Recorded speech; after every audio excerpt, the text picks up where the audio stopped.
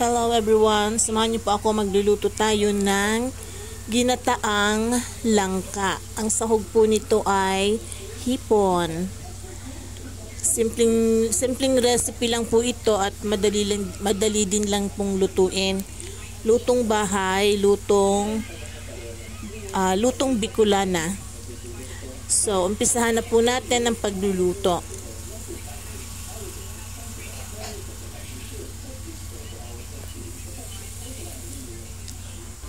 Magigisa po muna tayo bago natin gagataan ang langka. Nagpainit na po ako ng kawali and then nilagyan ko na po ng mantika. Igisa po natin ng luya, sibuyas, bawang. Inuna ko po ang luya. Ang luya po kasi pangtanggal ng langsa.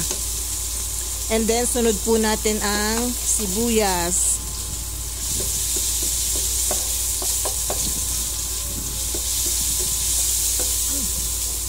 And then, sunod po natin ang bawang. Gisa lang po natin ng maigi. Ngayon naman po ilagay na natin yung hipon.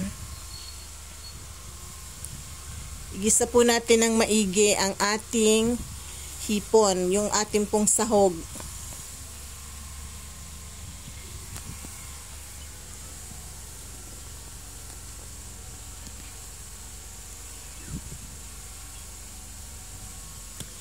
Ngayon naman po ilalagay na natin ang langka.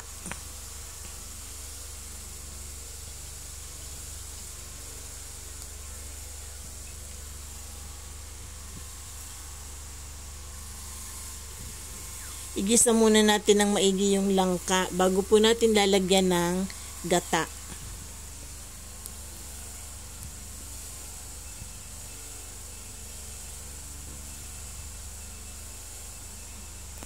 Madali lang pong lutuin ang ganitong klaseng recipe. Lutong probinsya.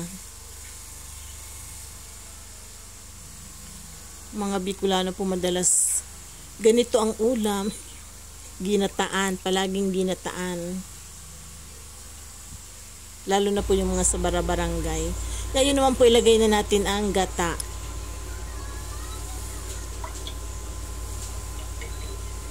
Mahilig po kasi sa ginataan ang mga Bicolano. Tapos lagyan ng sili. Naku.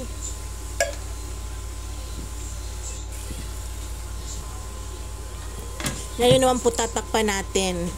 Hayaan natin kumulo hanggang sa maluto po yung gata at ang gulay. So this time po luto na po ang ating gulay, ang langka at ang gata. Haluin po muna natin. Maya-maya lang po lalagyan natin ng kakang gata.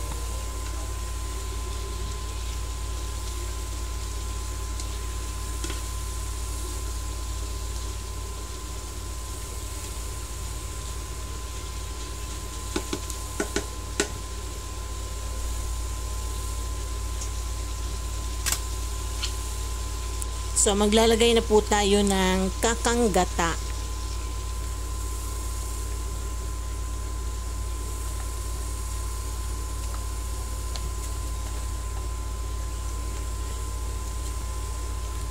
Naglagay na rin po tayo ng asin para sa panimpla. Haluin po natin ng konti and then tatakpan po natin ulit ito. Para naman po maluto yung kakang gata.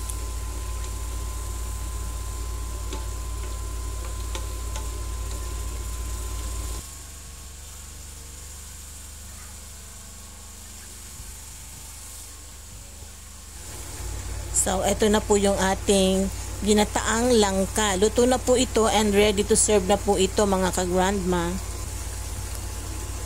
O diba? So, creamy ginataang langka. Ito na po yung ating ginataang langka.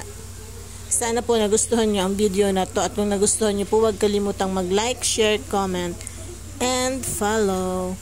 See you again on my next video. Thank you for watching. Bye. God bless everyone.